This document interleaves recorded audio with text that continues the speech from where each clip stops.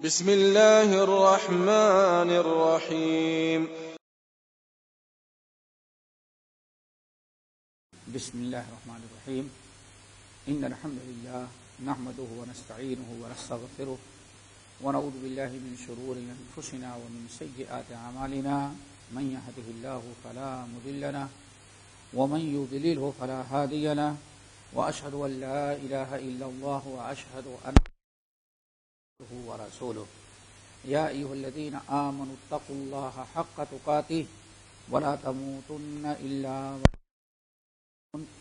يا أيها الناس اتقوا ربكم الذي خلقكم من نفس واحدة وخلق منها زوجها وبث منهما رجالا كثيرا ونساء واتقوا الله الذي تساءلون به والأرحام إن الله كان عليكم رقيبا. يا أيها الذين آمنوا اتقوا الله وقولوا قولا سديدا يصلح لكم أعمالكم ويغفر لكم ذنوبكم ومن يطع الله ورسوله فقد فاز فوزا عظيما. أما بعد فإن خير الحديث كتاب الله وخير الهدي هدي محمد صلى الله عليه وسلم وشر الأمور محدثاتها وكل محدثة بدعة وكل بدعة ضلالة وكل ضلالة في النار. فعن البراء بن عازب رضي الله تعالى عنه قال: كنا جلوسا عند النبي صلى الله عليه وسلم فقال: أي عرى الإسلام أوسط؟ قالوا: الصلاة. قال: حسنة. وما هي بها؟ قالوا: الزكاة. قال: حسنة. وما هي بها؟ قالوا: صيام رمضان. قال: حسن. وما هو به؟ قالوا: الحج. قال: حسن. وما هو به؟ قالوا: الجهاد. قال: حسن. وما هو به؟ قال: إن أوسط عرى الإيمان أن تحب لله وتبغض لله أو كما قال عليه الصلاة والسلام. رواہ احمد وابن ابی شیبہ کی کتاب الایمان. محترم سامعین، ہم نے آپ حضرات کے سامنے رسول اللہ صلی اللہ علیہ وسلم کی ایک نہایت اہم اور وقت کے تقاضے کے مطابق ایک حدیث پڑھی ہے، جس حدیث کو امام احمد بن حنبل اپنے مسند میں، امام ابن ابی شیبہ اپنی کتاب الایمان اور مصنف میں، حاکم، ابو داؤد طیالسی اور محمد بن نصر المروزی رحمۃ اللہ علیہ نے کتاب الصلاۃ میں بسند صحیح نقل کیا ہے. حدیث کے راوی ہیں مشہور صحابی برا بن عازب رضی اللہ تعالی عنہ. مشہور صحابی ہیں، نبی علیہ السلام سے بہت ساری حدیث روایت کرتے ہیں. کہتے ہیں: کننا جلوسا عند النبی صلی اللہ علیہ وسلم. ایک دن ہم لوگ رسول اللہ صلی اللہ علیہ وسلم کی مجلس میں بیٹھے تھے. کننا جلوسا، ہم لوگ نبی علیہ السلام کے ساتھ بیٹھے تھے، اور اس مجلس میں آپ نے ایک سوال کیا. نبی علیہ السلام کی تعلیم کا جو طریقہ تھا، ان میں ایک بڑا اہم طریقہ یہ تھا کہ کبھی کبھار نبی علیہ السلام کوئی اہم بات ہوتی تو آپ لوگوں سے سوال کر لیتے تھے. آپ سوال کریں اور لوگ اس کو جواب. اور ہمیشہ یاد رکھیں، اگر کسی کو بات خوب دل میں اتارنی اور سمجھانی ہے، یاد رکھوانا ہے، تو آپ سوال کریں گے، غور فکر کرے گا، اس کا جواب یہ، اس کا جواب یہ. پھر آپ نے کہا نہیں یہ غلط ہے، تو اب وہ قیامت تک جب تک زندہ رہے گا تب تک کے لیے وہ یاد کر لیتا ہے. تو نبی علیہ السلام ادع الی سبیل ربک بالحکمۃ والموعظۃ الحسنہ، آپ کے تعلیم اور تعلم کے طریقوں میں سے طریقہ یہ بھی تھا کہ آپ سوال کرتے تھے. اسی لیے امام بخاری رحمۃ اللہ علیہ نے اپنی صحیح کی کتاب العلم میں ایک باب قائم کیا ہے کہ مدرس اور ٹیچر کو چاہیے کہ کبھی کبھار درس دینے کی بجائے پہلے کیا کرے، وہ جو درس دینا ہے اس کے متعلق سوال کر لے تاکہ لوگوں کے دل میں اتر جائے۔ اللہ نبی علیہ السلام کی سیرت کا اور زندگی کے تمام شعبوں پر کا اگر غور و فکر کیا جائے تو لقد کان لکم فی رسول اللہ اسوۃ حسنہ سمجھ میں آتا ہے کہ بادشاہ سے لے کر کے ایک غریب تک اور فوج کے جنرل اور کرنل سے لے کر کے ایک عام سپاہی تک اگر عبرت و نصیحت یا اسوہ سیکھنا چاہے تو نبی کے اسوے میں سب کچھ موجود ہے۔ سوچے ذرا سا، میدان جنگ میں جائیں تو آپ جیسا کوئی کرنل نہیں، لڑنے میں آ جائیں تو آپ جیسا کوئی بہادر نظر نہیں آتا، بادشاہت کرنے لگے تو آپ سے زیادہ امن و امان عدل و انصاف کرنے والا بادشاہ نظر نہیں آتا۔ زندگی کے جس شعبے میں جائیں یہی ہے آپ کا کمال، یہی آپ کا کمال۔ یعنی تعجب کریں گے کہ ایک مرتبہ مدینے میں چوروں کے متعلق شور آ گئے، چور ڈاکو آ گئے، سارا مدینہ جگ اٹھا اور ہر آدمی ڈاکوؤں کا پیچھا کیا۔ تو پیچھا کرنے والے کہتے ہیں واللہ اس دن رات کو ہم نے دیکھا ہم لوگ کدھر بھی جاتے دوڑ کر کے تو اللہ کے رسول ڈاکوؤں کو پیچھا کر کے واپس لوٹتے رہتے، بھائی اس طرف نہیں جاؤ، اس طرف ڈاکو نہیں گئے۔ سمجھو، یعنی آپ سے زیادہ کوئی تیز رو، تیز رفتار اور شجاعت میں بھی آپ سے بڑا کوئی نہیں تھا۔ کہتے جس طرف بھی گیا ہم جاتے، معلوم پڑتا ہے کہ اللہ کے رسول تلاش کر کے واپس آ رہے ہیں۔ لقد کان لکم فی رسول اللہ اسوۃ حسنہ۔ اور اس سلسلے میں کبھی اگر موقع مل جائے تو اللہ، ہم نے اس سے پہلے بھی کہا، سیرت پر بڑی زبردست کتاب جو ہے وہ رحمت للعالمین، رحمت للعالمین۔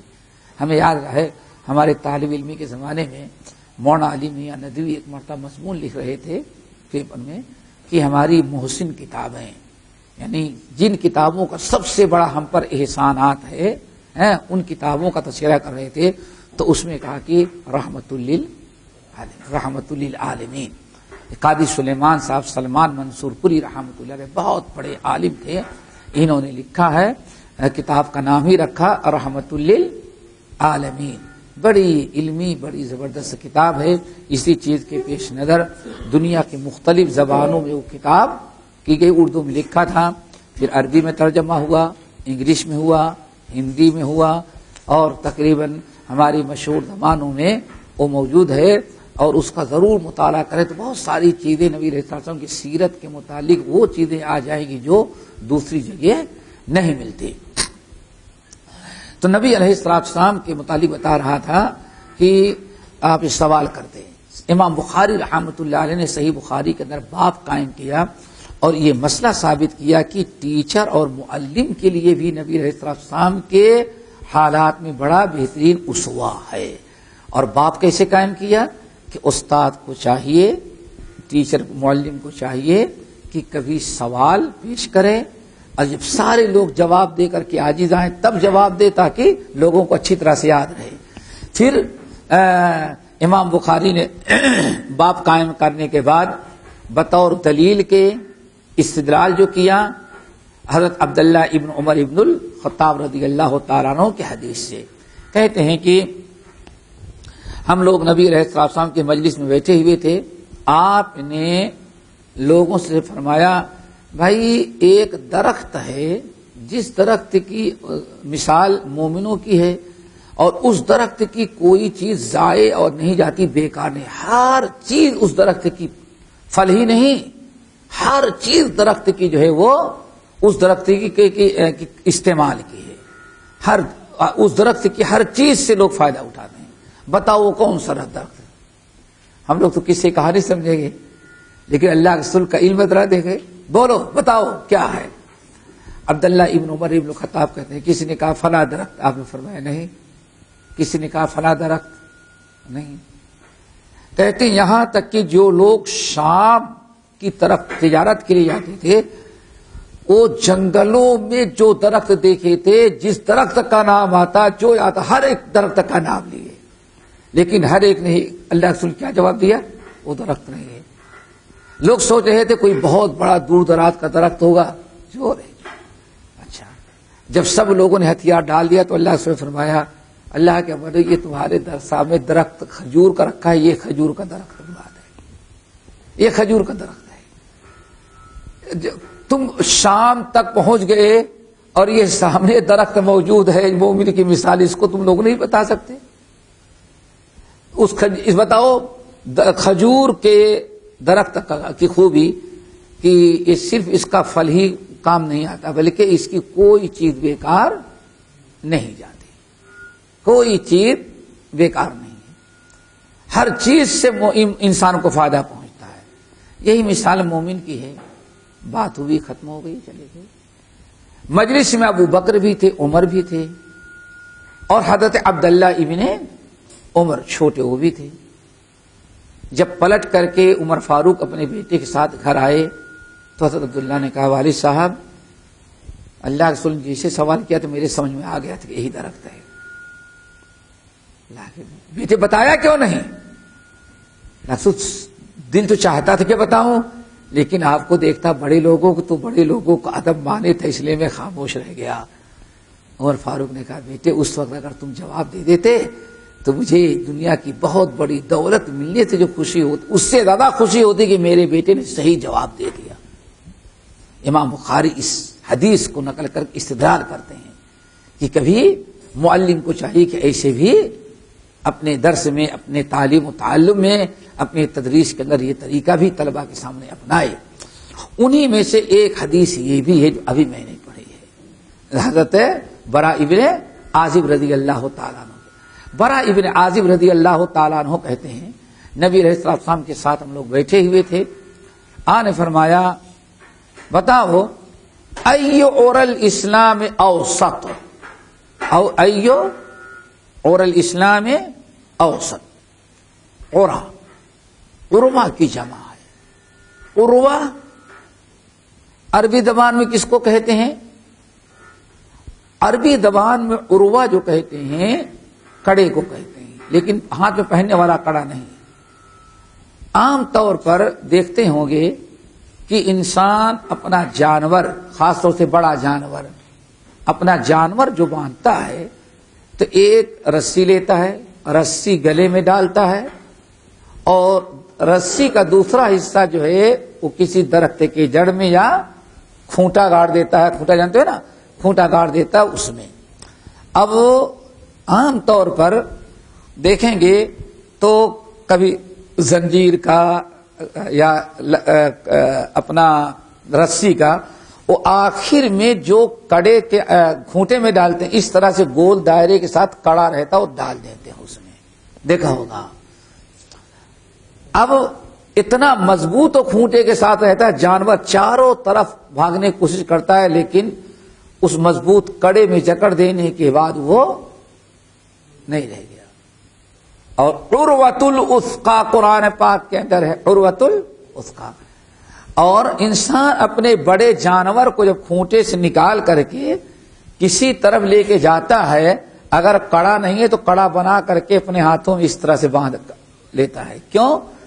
اگر رسی پکڑے گا تو جانور کھینچتا ہے، رسی سرک جاتی ہے، ہاتھ زخمی ہو جاتا ہے، لیکن جانور کنٹرول میں نہیں آتا۔ تو جانور کو کنٹرول میں کرنے کے لیے اس طرح رسی کا کڑا بنا لیتا ہے اور اب جانور پر وہ قابو پا لیتا ہے، تو اس کو کہا جاتا ہے کڑا۔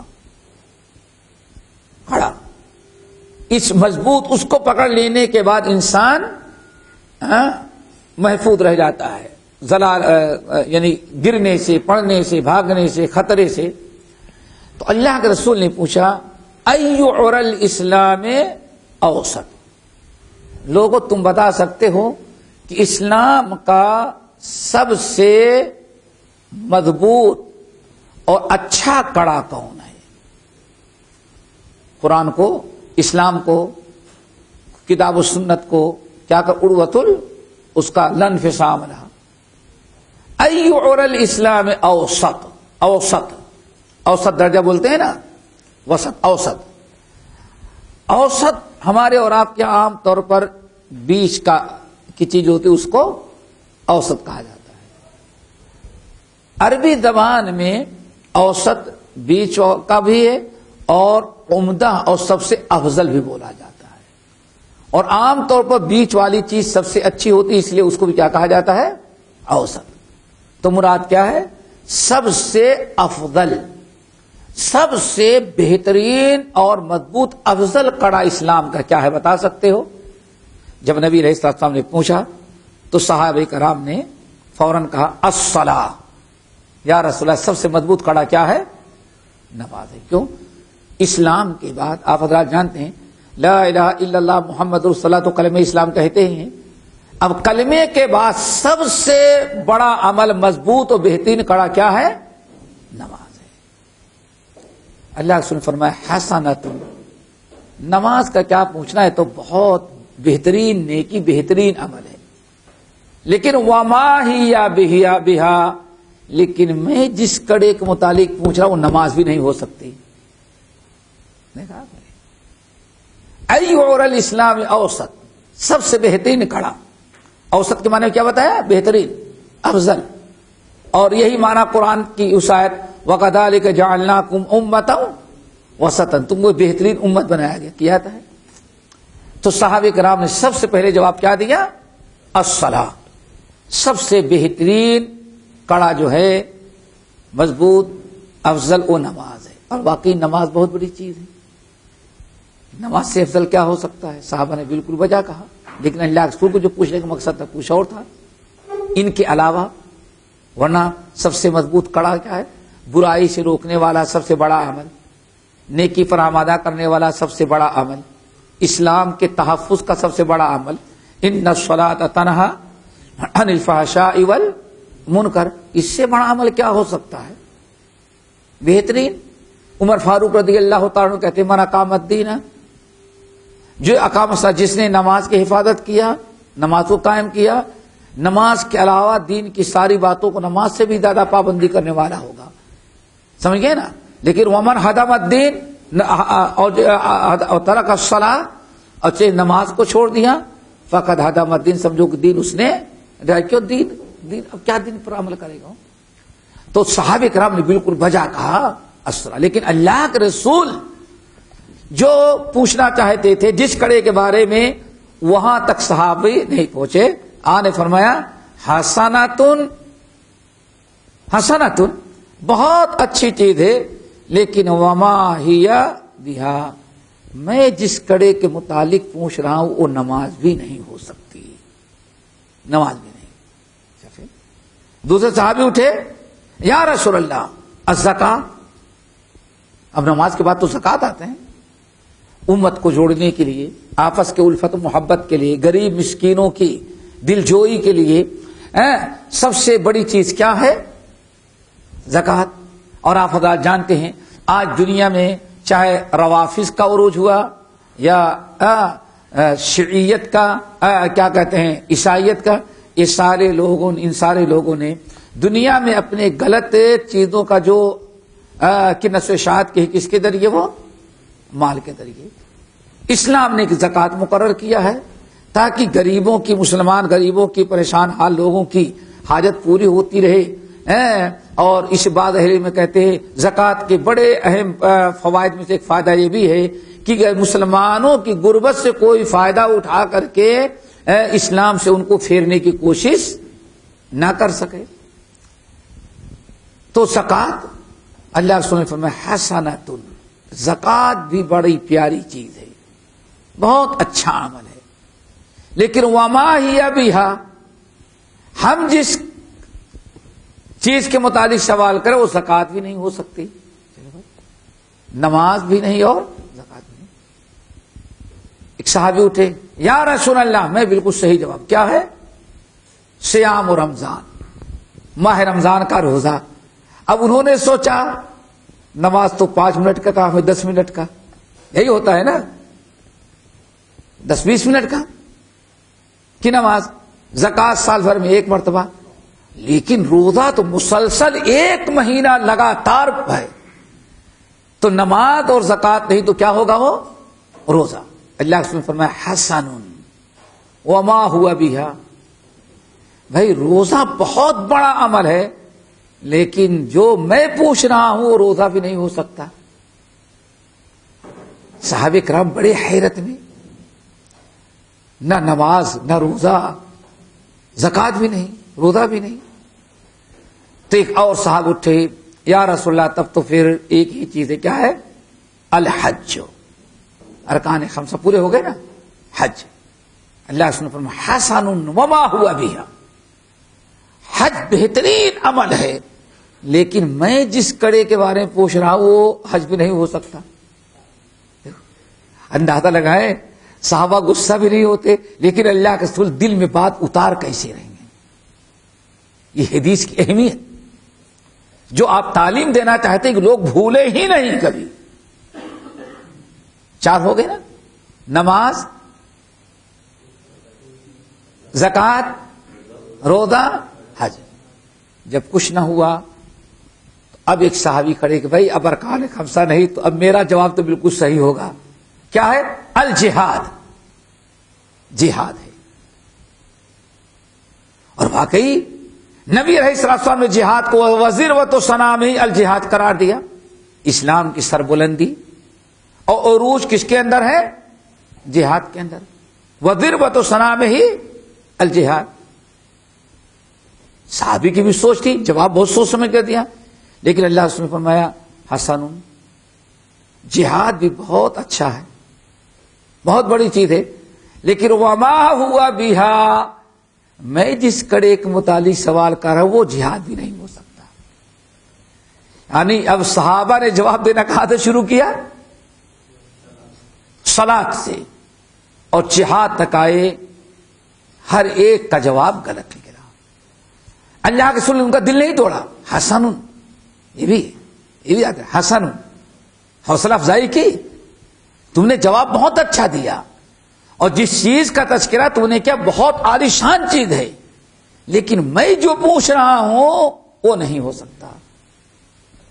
آخر میں اچھا اللہ رسول آپ بتائیں. اب اتنی دیر میں تو ہر ایک سوچتا ہوگا کہ جلدی بتائیں. سب کی توجہ آپ نے اپنی طرف کر لیا. کسی کو اپنی طرف متوجہ کرنے کے لیے بار بار کسی کہا جاتا ہے مرزا غلام احمد قادیانی کے انتقال کے بعد مرزائیوں نے، قادیانیوں نے ایک بہت بڑا اپنا سالانہ اجلاس اور سالانہ کانفرنس کی لاہور کے اندر، اور 3 دن خوب دھوم دھام سے کر رہے تھے. انگریزوں کا دور تھا، بڑے دھوم دھام کے ساتھ انگریزوں کی حمایت، قادیانیوں کی. شیخ الاسلام مولانا ثناء اللہ مرسلی اتفاقاً پہنچ گئے تو برابر ان کا پیچھا کرتے تھے. 2 ایک ساتھی کے لیے چلے گئے اسٹیج پر، اور وہاں جب دیکھا سارے عیسائیوں کے کار کھڑے ہو گئے، آئیے اسٹیج پر بیٹھا جا. تو اب قادیانیوں نے مولانا مرسلی کو پھنسانے کے لیے، چکر میں ڈالنے کے لیے کہا کہ تھوڑی دیر آپ تقریر کریں، لیکن آپ کا عنوان ہے حضرت مرزا جی کی سیرت. دیکھا آپ صرف کیا بیان کریں گے؟ پہلے یہ سوچ رہے تھے کہ یہ آیا ہے، آئے گا تو قادیانی کی ہندی کی چندی نکالے گا، تردید کرے گا، واپس لوٹائیں گے تو اور مشکل مسئلہ، ہماری شکست. اس لیے انہوں نے کہا ایسا موضوع دے دو کہ کچھ تو لاج رکھیں گے، اور یہ مرزا جی کی سیرت بیان کر دیں گے تو ہمارے قسم کی فتح ہوگی. مولانا مرسلی بہت حاضر جواب، انشاءاللہ ہم سیرت بیان کریں گے. جو آپ موضوع دیے ہیں وہی سیرت. اب جو اپنے لوگ پہنچ گئے تھے غیر قادیانی، وہ بھی بڑے پریشان، کیا آ کر کے پھنس گئے. مولانا بیٹھے رہے. جب مولانا کی باری آئی تو اعلان کیا گیا بھائی مولانا ثناء اللہ مرسلی آئے ہوئے ہیں، حضرت مرزا جی کی ان کا موضوع ہے، حضرت مرزا جی کی سیرت بیان کریں گے. کھڑے ہوئے، حمد و ثنا کی، شکریہ ادا کیا، اور کہا بہت خوشی کی بات ہے کہ مرزا جی کی سیرت بیان کرنے کا ہمیں موقع دیا گیا. تو بھائی سنو، میرے محبوب کے 2 ہی پتے ہیں، میرے محبوب کے 2 ہی پتے ہیں. بس خاموش ہو گئے. کسی کو توجہ کرنا ہو تو کیا کیا جاتا ہے، 2-4 مرتبہ سوتا کی بالکل آدمی متوجہ ہو جائے. پھر خاموش رہے. اب سوچتے ہیں 2 پتے ہیں مولانا بتاتے کیوں نہیں, اور اشتیاق بڑھا. ہر ایک دوسرے پھر دوبارہ کہے دوستو میرے محبوب کے 2 ہی پتے ہیں. پھر خاموش ہو گئے تھوڑی دیر. اب جو سویا ہوا تھا اس کو بھی جگا دیا کہ سنو مرزا جی کی سیرت بیان کر رہے ہیں. جو دور تھا وہ بھی آ گیا. پھر تیسری مرتبہ تھوڑی دیر کے بعد کہا دوستو مرزائی بھائیو ہم آپ کے شکر گزار ہیں کہ مرزا جی کی سیرت کا موضوع ہمیں دیا, تو سنو میرے محبوب کے 2 ہی پتے ہیں. سارے متوجہ ہو گئے. تو مولانا نے کہا میرے محبوب کے 2 ہی پتے ہیں, زباں پا گالیاں مجنوں سی باتیں. 2 پتے ہو گئے نا. ان کی سیرت کیا ہے؟ زباں پر گالیاں مجنوں سی باتیں. ہمیشہ گالیاں دیتے رہا اور ہمیشہ پاگلوں ہی کی طرح بات کرتا رہا, کبھی اس نے عقل مندی کی بات ہی نہیں کی. بس بات ختم ہو.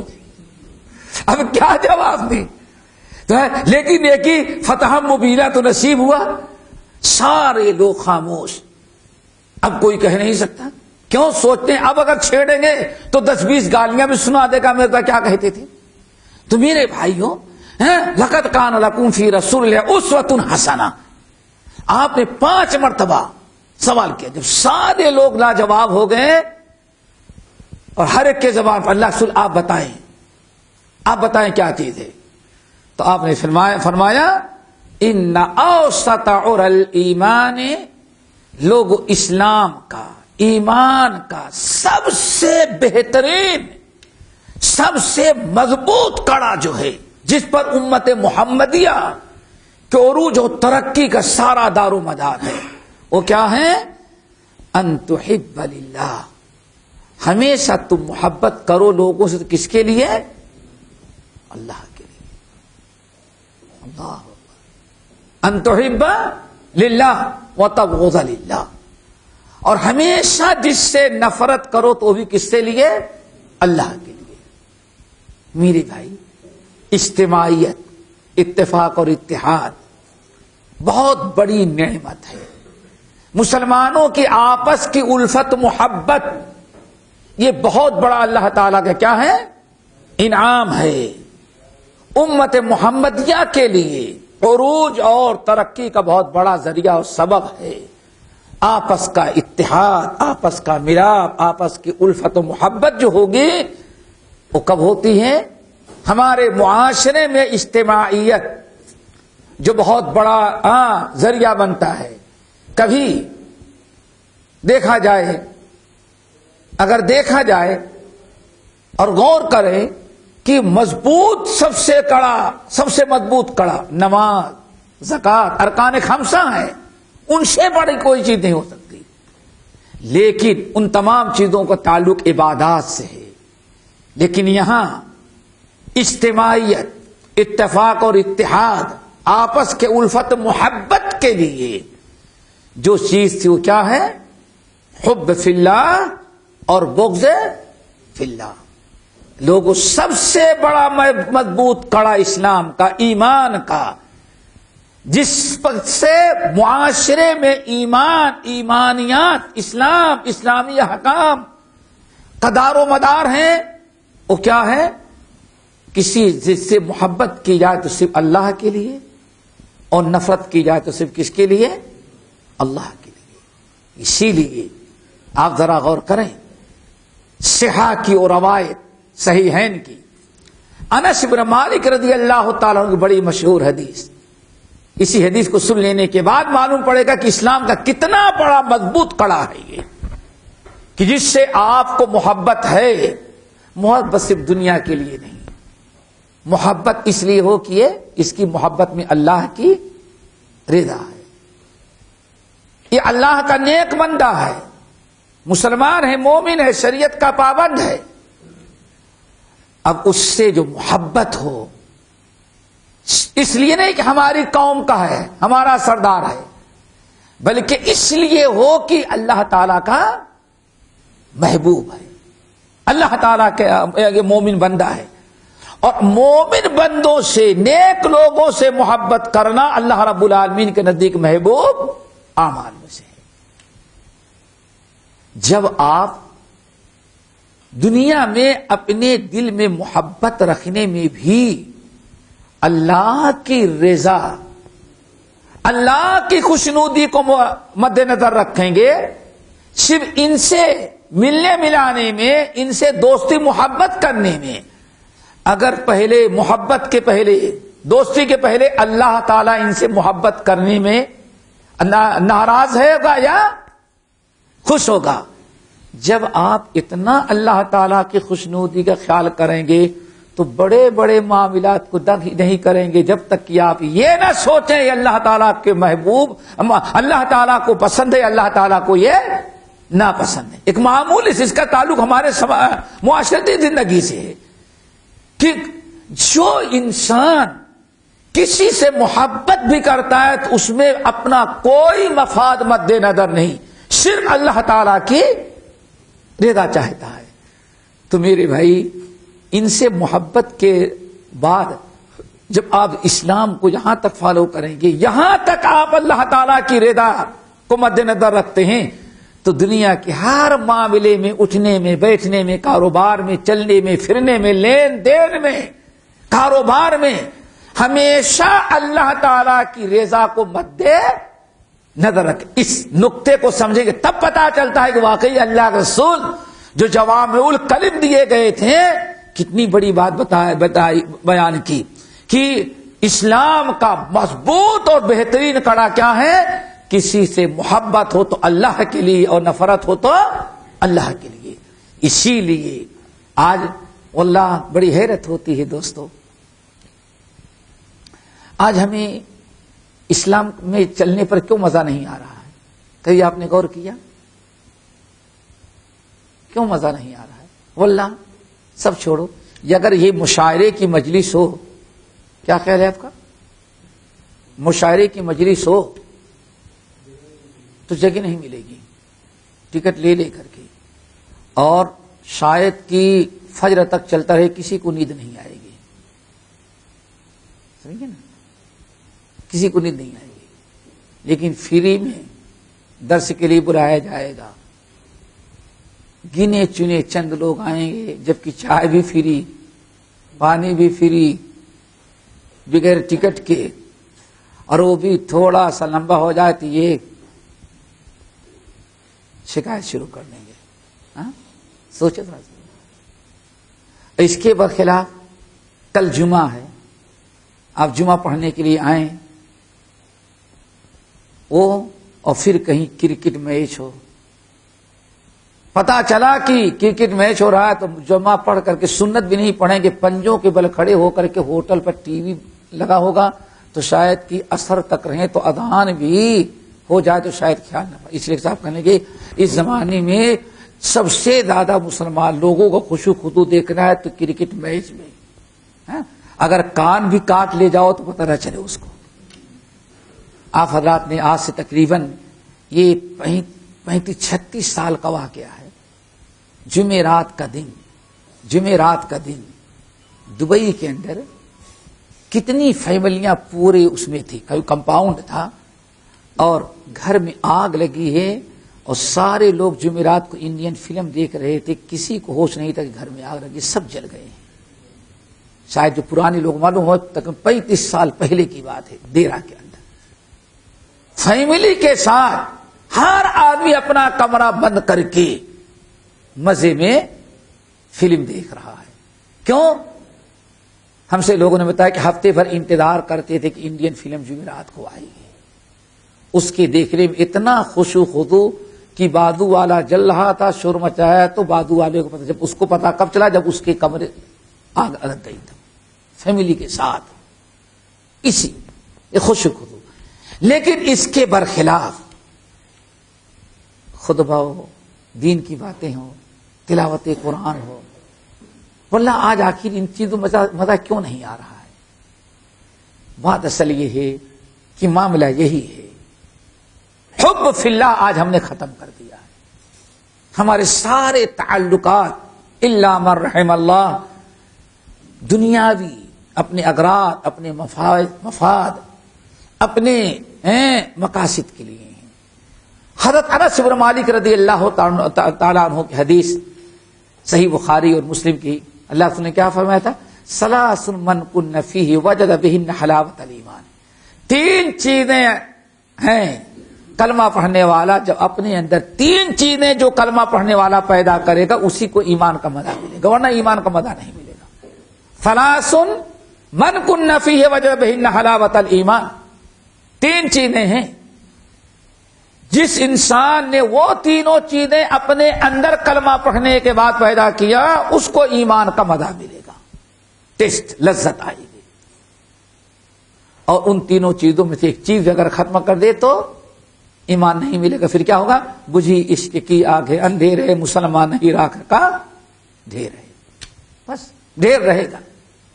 اور سنن ابی داؤد کی روایت میں وَلَٰكِنَّكُمْ غُثَاءٌ كَغُثَاءِ السَّيْلِ، تمہاری کوئی عزت، تمہاری کوئی قوت طاقت نہیں ہوگی۔ سنن ابی داؤد کی روایت، غثاء كغثاء السیل، جیسے بارش کے موقع پر سال بھر کوڑے کرکٹ گلادت چندیاں گھاس پات پتے راستوں میں ندیوں کے کنارے نالوں کے کنارے پڑے رہتے ہیں، جب زور کی بارش آتی ہے تو ایک ہی مرتبہ پانی سارے خس و خاشاک کو بہا لے جاتا۔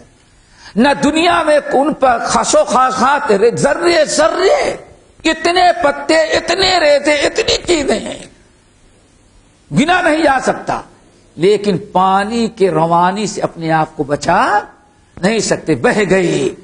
ایسے ہی کوئی بھی طوفان، کوئی بھی معاملہ ہوا، تمہاری کوئی قدر و قیمت نہیں، جیسے خس و خاشاک میں کوئی قیمت نہیں، مسلمانوں تمہارے اندر بھی کوئی قیمت نہیں رہ جائے گی۔ ہمارا اور آپ کا انجام یہ ہو چکا ہے۔ آپ نے ساتھ رمایا، وہ تین چیزیں کون ہیں؟ نمبر ایک، من کان اللہ ورسولہ احب الیہ مما سواہما، جس انسان کے دل میں اللہ اس کے رسول کی محبت کائنات کی ساری چیزوں کی محبت پر غالب آ جائے، غالب اللہ اس کے رسول کی محبت اطاعت کے ساتھ۔ آج ہم کیا کیا کر رہے ہیں؟ کس چیز کی محبت ایسی ہے جو آج غالب نہ ہو؟ ایسے تو کوئی نہیں کہے گا، لیکن جب ٹکراؤ ہوتا ہے تب پتا چلتا ہے کہ کس کی عظمت اور محبت دل میں زیادہ ہے۔ نبی کی سنت کو چھوڑ دیا جائے، اللہ کی کتاب کو ترک کر دیا جائے گا، لیکن برادری کو، اہل ویال کے دوست احباب کو، پسند کو چھوڑا نہیں جا سکتا۔ کوئی تقریب، کوئی شادی بیواہ تو دیکھ نہیں سکتے، اور معاملات آ جائیں تو آپ نے ساتھ رمایا، من کان اللہ ورسولہ احب الیہ مما سواہ۔ نمبر دو، ومن احب عبدا لا يحبه الا للہ، کلمہ پڑھنے والا جب جس انسان سے بھی محبت کرے تو صرف اللہ کی رضا کے لیے کرے۔ جب انسان اس بات پر ڈٹ جائے، حب فی اللہ اور بغض فی اللہ، ہمیں جس سے محبت کرنی ہے صرف اس لیے محبت کرنی ہے کہ اس کی محبت میں اللہ کی رضا ہے، اور جس سے نفرت کرنا ہے اس لیے نہیں کہ ہماری برادری کا نہیں ہے، ہماری جماعت کا نہیں ہے، ہمارا ملنے والا نہیں ہے، یا ہمیں ایسا اس نے کہا ہے، نہیں، آپ اس سے اگر دشمنی کریں تو صرف اس لیے کہ یہ اس سے دشمنی نفرت کرنے میں اللہ رب العالمین کی رضا ہے، سمجھ گئے نا؟ اس کے اندر یہ خامیاں، یہ برائیاں ہیں جس کی بنا پر اللہ تعالیٰ اس کو ناپسند کرتا ہے، تو ہمیں بھی اس سے نفرت کرنی ہے۔ نمبر تین، نبی علیہ السلام نے ارشاد فرمایا کہ ایمان کا مزہ کب ملے گا؟ من کرہ ان یعود فی الکفر بعد ان انقذہ اللہ منہ کما یکرہ ان یلقی فی النار، اپنے آپ کو آگ میں جلا دینا، ٹکڑے ٹکڑے ہو جانا تو گوارا ہے، لیکن شرک اختیار کرنا گوارا نہ ہو. یعنی اگر کوئی ایسا موقع آ جائے، اللہ تعالیٰ نے آپ کو کفر سے، شرک سے نکال کر کے ایمان کی دولت سے نوازا ہے، توحید عطا کی ہے، اب اگر کہیں ایسی نوبت آ جائے آپ کو شرک کرنے کی پر مجبور کیا جائے کہ آپ یہ شرک کریں، ایسے موقع پر اپنے آپ کو شرک سے بچانے کے لیے، توحید میں قائم رکھنے کے لیے، اگر لوگ کہیں اگر شرک نہیں کرو گے تو آگ میں جلا دیں گے، شرک نہیں کرو گے تو تمہاری بوٹیاں بوٹیاں کر دیں گے، آگ میں جل جانا تو پسند ہو، گوارا ہو، لیکن شرک کرنا گوارا نہ ہو. یہ تین چیزیں ہیں. اللہ کے رسول نے ارشاد فرمایا جب انسان ان تین چیزوں کو اپنے اندر پیدا کر لیتا ہے، کلمہ گو آدمی، تب اسے ایمان کا مزہ اور ایمان کا ٹیسٹ آتا ہے. اللہ اکبر. ذرا ایک مثال دیں کہ کیسے مزہ آتا تھا لوگوں کو. شاید اس سے پہلے میں نے کبھی سنایا ہو. بہت سارے واقعات ہیں. امیر المومنین عمر ابن الخطاب رضی اللہ تعالیٰ عنہ کو جب شہید کیا گیا، مرض الموت میں تھے، تو آنکھوں میں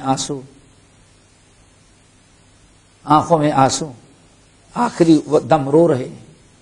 لوگوں نے سمجھا کہ شاید عمر فاروق کو تکلیف ہوگی، یا یہ بچوں کی محبت، بیوی کی محبت، ان چیزوں کی چھوٹنے کی وجہ سے روتے ہوں گے. اور آدمی کو رونا آتا ہے، حق ہے، محبت کا تقاضا ہے یہ.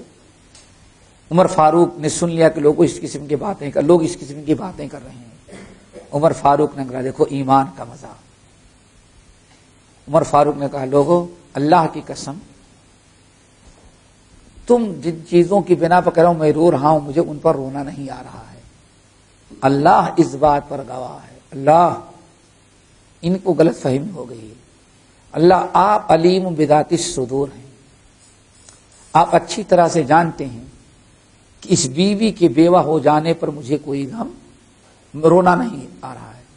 بچوں کی یتیمی اور بچوں کے بغیر باپ کے رہ جانے پر ہمیں کوئی غم نہیں. دنیا چھوڑنے کا کوئی افسوس، ان چیزوں کی وجہ پر نہیں رو رہا ہوں.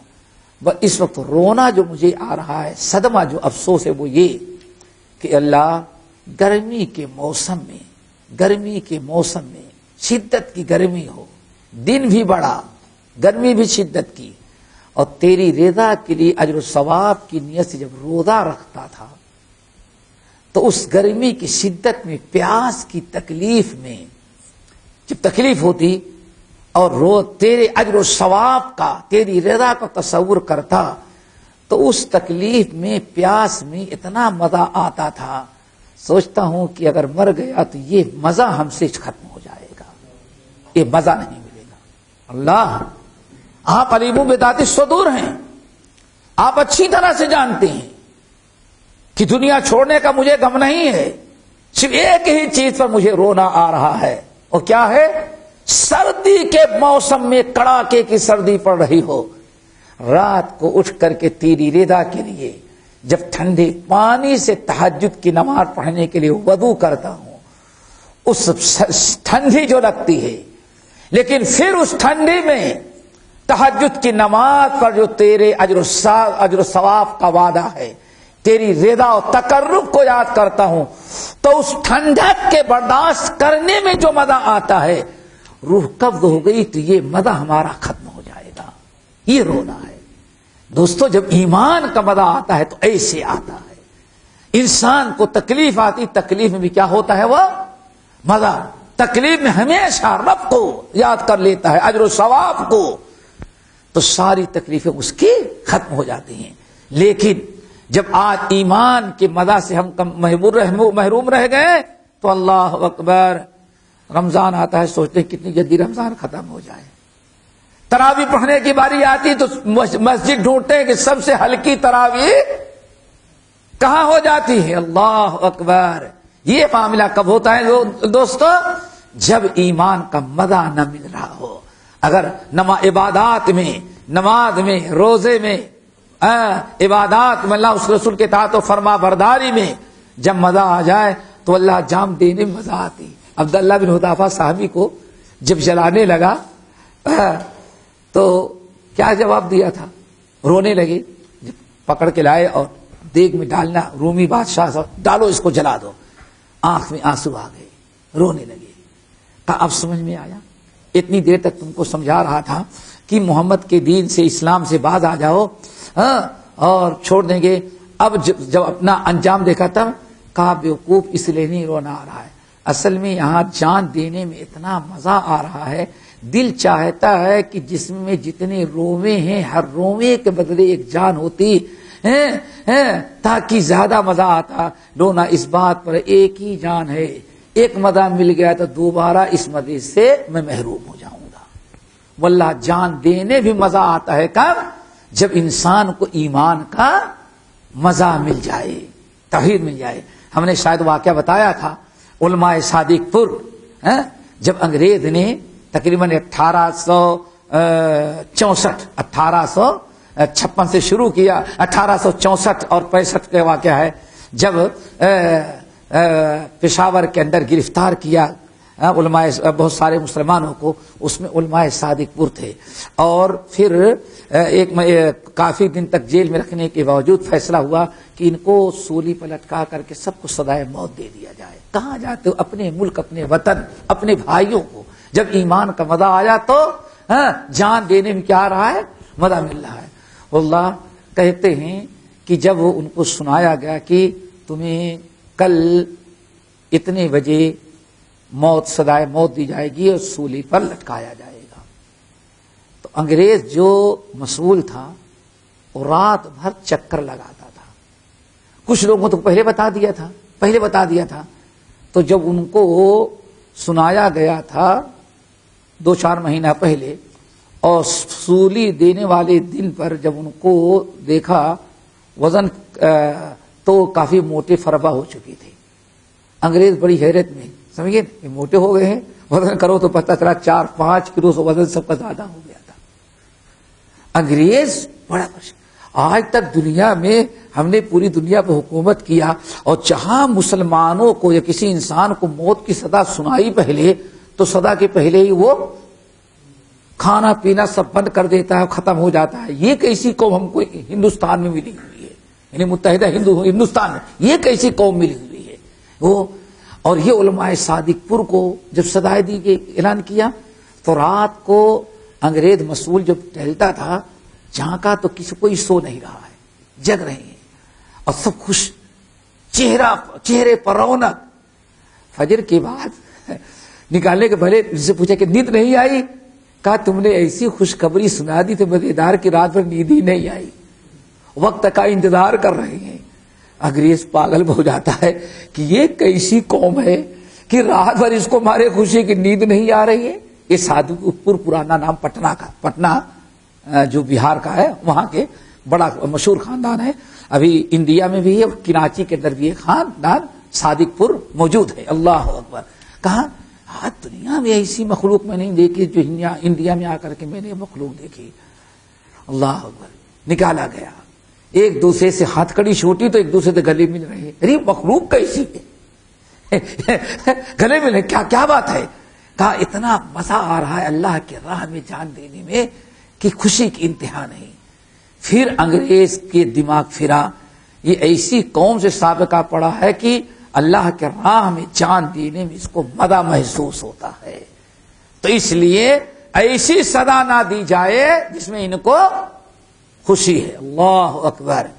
پھر اس کے بعد سزائے موت اکثر لوگوں کی ختم کی گئی اور سوچا گیا ان کو کالا پانی اتارو، داڑھیاں موڑ کر کے ان کو کالا پانی اتار دو، اس میں ان کو تکلیف ہوگی. دیکھا آپ نے. اور دیکھ کر رہا تھا میرے بھائیوں کہ اگر ایمان کا مزہ ملنے لگے تو اللہ جان دینے میں بھی کیا ہوتا ہے؟ مزہ آتا ہے انسان کو. اللہ کے رسول صلی اللہ علیہ وسلم نے ارشاد فرمایا سب سے مضبوط کڑا اسلام کے کیا ہے؟ جب ایمان آپ ان تحب للہ کہ تم محبت کرو تو اللہ کے لیے اور کسی سے نفرت بھی کرو تو کیا ہو؟ جب تمہاری دوستی اور محبت و نفرت کا معیار اپنا کوئی نہیں ہے، صرف اللہ تعالی کی رضا معیار ہے. تو جب اتنے چھوٹے کام میں تم اللہ کی رضا کے پابند ہو تو اس کے بعد تو دین کے سارے کاموں میں، دنیا کے سارے معاملات میں تم کس کا خیال رکھو گے؟ اللہ کی خوشی اور اللہ کی ناراضگی کا. تو اللہ کے رسول نے فرمایا ان تحب للہ وتبغض للہ، صرف اللہ کے لیے محبت کرنا اور اللہ رب العالمین کے لیے نفرت کرنا. اسی سے جب ہمارے الفت محبت کا معیار اللہ کی رضا ہوگی تو انشاءاللہ کسی سے تکلیف بھی پہنچے گی تو آپ کہیں گے مجھے تکلیف تو پہنچی لیکن ہے تو بندہ اللہ کا محبوب. آپ ساری چیزیں واللہ بھول جائیں گے. آپس میں اتفاق رہے گا، اتحاد رہے گا، الفت محبت رہے گی، اجتماعیت باقی رہے گی. جہاں اتفاق اور اتحاد، الفت محبت کا معاشرہ رہے گا وہاں دین کی ساری چیزوں پر عمل کرنا اللہ تعالی آسان بنا دیتا ہے. کیوں؟ ایمان کا کڑا آپ کے ہاتھ میں. ایمان کا کڑا جب ہاتھ میں آ گیا تو بقیہ چیزوں کو اپنا لینے میں کوئی مشکلات نہیں ہے. اللہ کے رسول نے اس حدیث کے اندر یہی پیغام دیا. اسی لیے اللہ کے رسول صلی اللہ علیہ وسلم نے ارشاد فرمایا، اللہ اکبر. بس ایک حدیث سنا کے بات ختم کرتے ہیں. صحیح مسلم کی حدیث سے پہلے میں نے کئی بار سنایا ہے.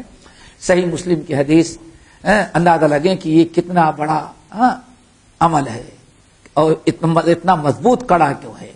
حضرت ابو ہریرہ رضی اللہ تعالیٰ عنہ کی حدیث کہ ایک انسان اپنے گھر سے نکلا، اس کو دوسرے گاؤں میں جانا تھا، لیکن دونوں کے گاؤں میں پہاڑی راستہ تھا، پہاڑی علاقہ تھا. بیچارہ گھر سے نکلا، اپنے ہموار راستہ طے کیا، پہاڑ پر چڑھا. چونکہ پہاڑ پر چڑھنے کے بعد نیچے اترتا تو دوسرے گاؤں کا راستہ ہمواری کا ملتا. چڑھا اکیلا بیچارہ. چڑھنے کے بعد جب نیچے اترنے لگا، ابھی کچھ ہی دور نیچے اترا تھا، ڈھلان پر ہے، اچانک اس کے سامنے بڑا صحت مند، ہٹا کٹا خوبصورت نوجوان کھڑا ہوا ہے. تم کون ہو؟ اب ذرا سوچے، آدمی کو کہیں کوئی انسان نظر نہ آ تو اچانک آ جائے اور بھی نام کیا ہے تمہارا، تو یہ سوچے گی کیا بلا آ گئی ہمارے ساتھ. گھبرا مرن کون ہو؟ کہا میں فلاں میں فلاں ہوں. کہا اینا ترید، کہاں جا رہے ہو؟ کہا وہ گاؤں جو ہے اس گاؤں میں جاؤں گا. کہا کیا کرنے جا رہے ہو؟ حل لک من قرابہ، وہاں تمہارا کوئی رشتہ ہے؟ بیٹی دی ہے، بہن ہے رہتی ہے، خالہ یا پھوپھی رہتی ہے، کوئی قرابت دار رشتہ داری نبھانے کے لیے، رشتہ داروں سے ملنے کے لیے جا رہے ہو؟ کہا نہیں. کہا تو کیا وہاں تمہارا کوئی کاروبار، دھندا، تجارت اور لین دین کا معاملہ ہے؟ کہا نہیں، نہ رشتہ ہے نہ تجارت ہے. کہا پھر کس لیے جا رہے ہو؟ کہا اريد اخا لی، میرا ایک مسلمان بھائی وہاں رہتا ہے، ہم اسی سے ملنے کے لیے، کافی عرصہ ہو گیا ہے اس سے ملاقات نہیں ہوئی، اسی اپنے مسلمان بھائی سے ملنے کے لیے جا رہے ہیں. اللہ اکبر.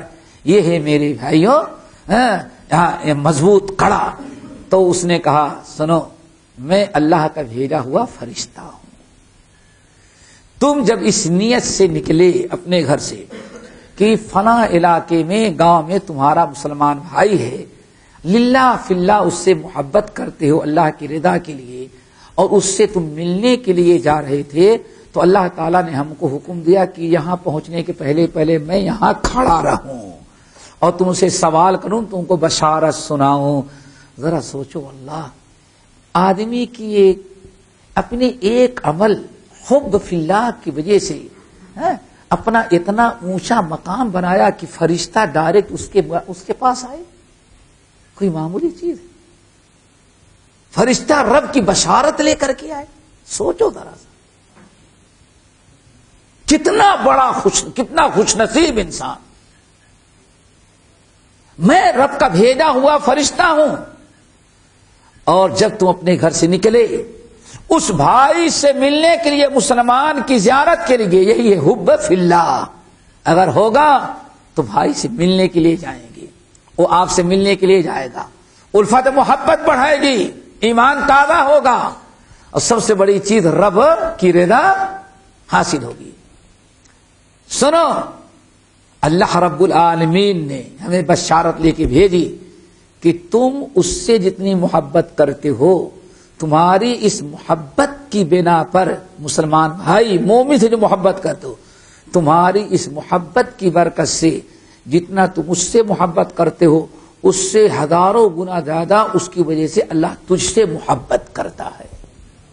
میرے بھائیو ذرا دیکھو، یہ اب اللہ نے اپنا محبوب بنا لیا نا، اللہ کا محبوب بن گئے. پھر اللہ اپنے محبوب کے ساتھ کیا کرتا ہے؟ بندہ کو جب میں اپنا محبوب بنا لیتا ہوں تو اس کی آنکھ کی حفاظت، کان کی حفاظت، پیر کی حفاظت، جسم کی حفاظت، دل و دماغ کی حفاظت، اب وہی کام اس سے لیتا ہوں جس میں میری رضا ہوتی ہے. ہر ایسے کام سے اس سے میں بچا لیتا ہوں جس میں ہمیں ہماری ناراضگی ہو. کتنی بڑی نعمت دوستو، ذرا سوچو. اللہ کے رسول نے جو بیان فرمایا الحب فی اللہ، سب سے اسلام کا، ایمان کا مضبوط کڑا کیا ہے؟ ان تحب للہ، اللہ کے لیے محبت، اللہ کے لیے ناراضگی. اللہ تعالی ہم سب کو مل کے توفیق نصیب فرمائے. یہ بہترین نعمت جو ہے ہمیں نصیب فرمائے، حب فی اللہ بغض فی اللہ کی. اور اللہ رسول دعا بھی مانگا کرتے تھے، اللہم انی اسألک حبک وحب من وحبک ومن یحبک وحب عمل یقربنی الی حبک. اللہ تعالی ہمیں کی توفیق نصیب فرمائے. باقی انشاءاللہ اگلے ہفتے. اقول قولی ھذا واستغفر اللہ من كل ذنب واتوب الیہ. سبحانک اللہم وبحمدک، اشہد ان لا الہ الا انت، استغفرک واتوب الیک.